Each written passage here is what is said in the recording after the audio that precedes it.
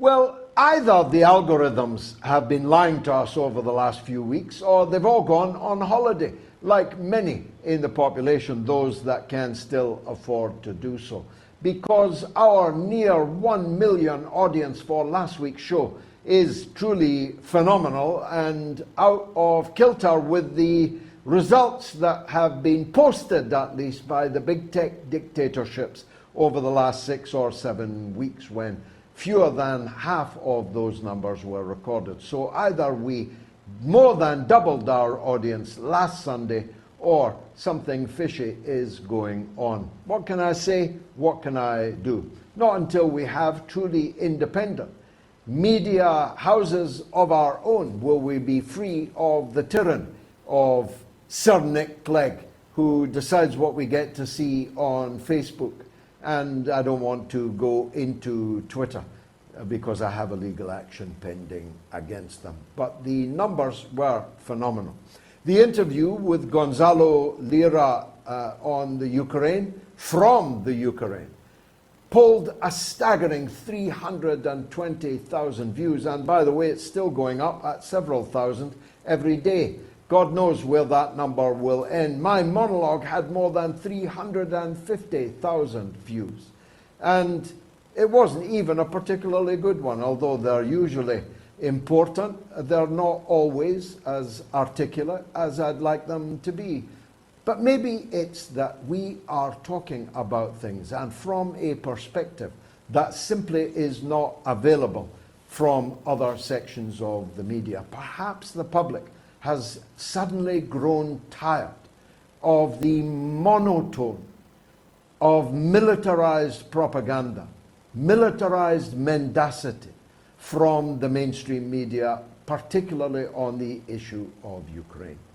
They're still debating whether American missiles fired from Ukraine at a prison in the liberated Donbass, which killed hundreds of prisoners of war, came from Ukraine or came from Russia.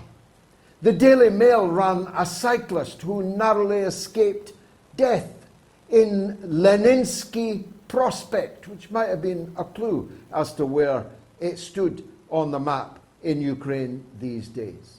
And it actually said this cyclist escaped death by a second as Russians shelled Donetsk, which has been liberated territory from the Kiev regime for more than 8 years, and flies the Russian flag.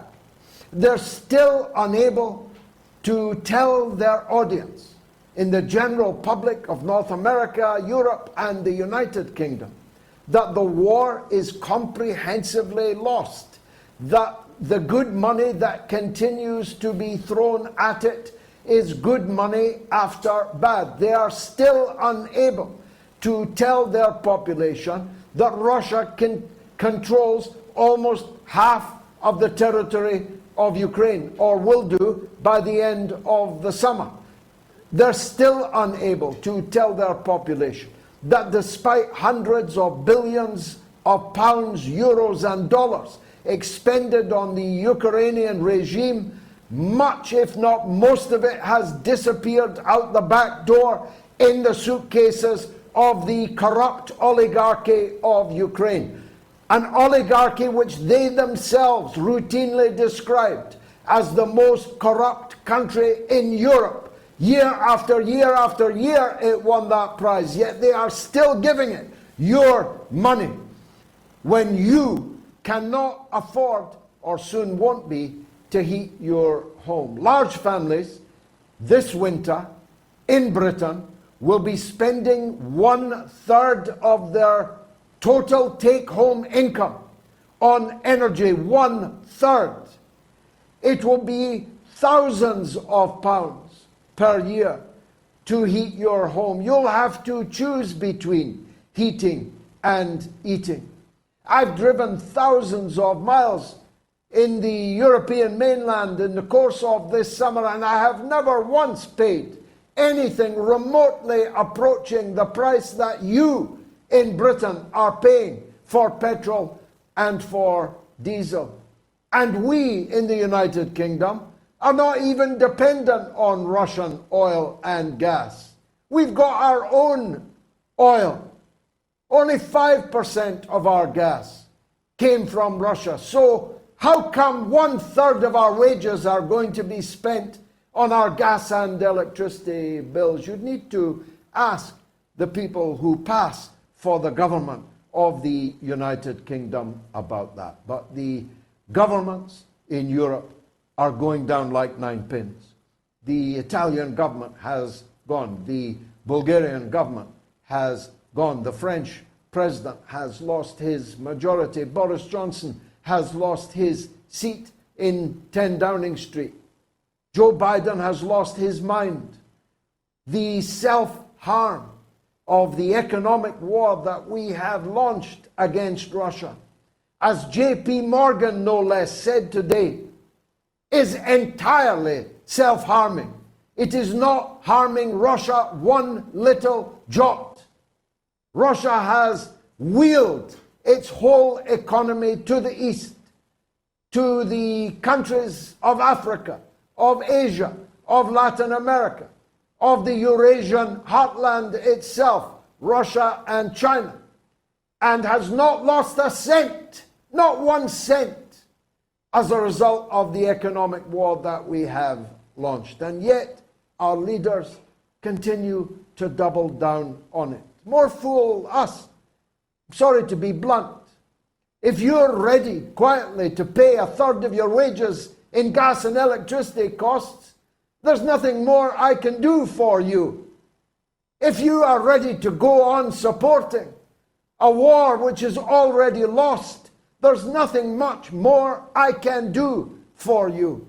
If you're ready to continue to support governments like Biden's, like Boris's, soon to be Truss's, Sunak be as well chucking it, you know, he's going to get very badly embarrassed if he goes ahead in this contest. Liz Truss has already nailed on the dimmest 30-watt bulb prime minister that Britain has ever had, and we've had some stummers, I can tell you. If you're ready to continue to go quietly into that good night, there's nothing much more I can do for you, except shout myself hoarse by telling you the truth. You can tune into it if you like. You can accept it if you like. You can reject it if you like. But it is, for the moment, all that I can do. Now, the Sunday Times seems to be running something of a campaign against the heir to the throne, Charles Windsor. Mind you, he doesn't have to give them ammunition. It emerges in this morning's newspaper that Prince Charles has accepted 9 years ago, not that long after 9/11, accepted $1.2 million in a charitable donation from the Bin Laden family in Saudi Arabia, even though all his aides, advisors, warned him against doing so. It's a pity the government wasn't involved in that, by the way. It's a pity he didn't inform Number 10 that Bin Laden wanted to give him $1.2 million, should he accept it or not. Or maybe he did inform Downing Street and they just didn't do anything about it. I, for one, would like to know. Because if Prince Charles is going around like a bag lady, collecting millions of dollars in cash from plutocrats and corrupt potentates and the family of the world's biggest terrorist, Osama bin Laden, with his bag out, waiting for the cash to drop in, I, for one, want to know about it, and I certainly demand that my government should know about it. $1 million from Qatar, 1.2 million from Bin Laden. How many more? How much more? And from where? What are we going to learn next? That some of the great train robbery money was banked at the Bank of Charles? Why do we have to depend on the Sunday Times to reveal these things? When will the heir to the British throne come clean and publish his accounts, cash donations and all? Tell us which rum chorus of characters he's been banking money from. I assume that he banked it, of course. It did come in cash, after all. If any politician had received $1.2 million from bin Laden in cash, he'd already have resigned. He'd already have been sacked. How come Prince Charles isn't sacked? How come he hasn't resigned? Now, of course, his great mentor was Lord Louis Mountbatten. You know about him, right? It's a family show and my own children are here, so I won't go too deeply into it. But just what else did Prince Charles learn from Lord Louis Mountbatten? You see, Charles is not the aberration here. There's Charles, there's Mountbatten, there's Prince Andrew. There's any number of them. The aberration actually is the Queen. She seems to be the only decent one amongst them. Prince Philip, whose burial we all honoured, including here on the Mother of All talk shows, was a very rum character himself.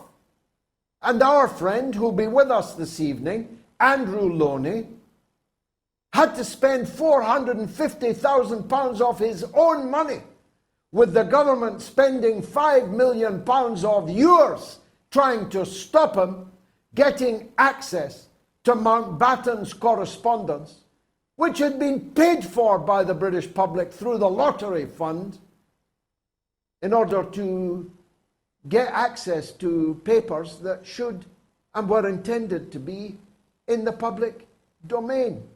And do you know why they spent those millions? Trying to deny researchers access to the correspondence, because it revealed the long line of adultery committed by the very same Prince Philip over the course of his long marriage to Her Majesty the Queen. So Charles ain't no aberrant figure here. It's the Queen that's the aberration. Why do I care? I care because absurdly in 2022 or in 2023, long life to Her Majesty, this man is going to become the head of state, a bag man, a bag lady, talking to trees and carrying around a paper bag in the hope that some Arab sheikh will drop $1 million into it that he won't tell us about, and may be compromised as a result, maybe has already been compromised as a result.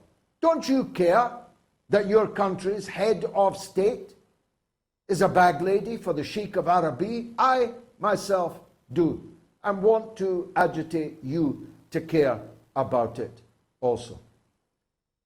I told you about Liz Truss. She's already nailed on as Britain's new Prime Minister.